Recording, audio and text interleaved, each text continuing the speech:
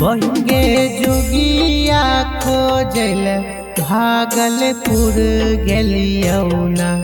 बहिन गे जोगिया खोजल भागलपुर गेलियौना।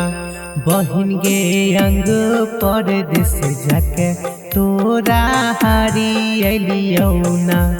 बहिन गे अंग परदेस जाके तोरा हरियलियौना।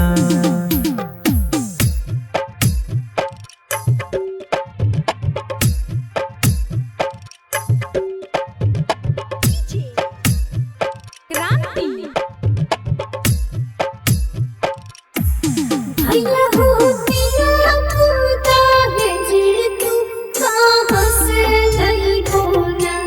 भैया हो पिया खुदा है जी तू कहाँ से लाई ढोना। भैया हो अपनी दुलेरी बहिनी के तेजी के भोना। भैया हो अपनी दुलेरी बहिनी के तेजी के भोना। बहिन गे जमीन जगह गाय माल बेची देबैना। बहिन गे जमीन जगह गाय माल बेची देबैना।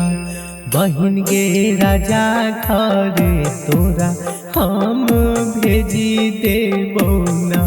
बहिन गे राजा घर तोरा हम भेजी देबौना।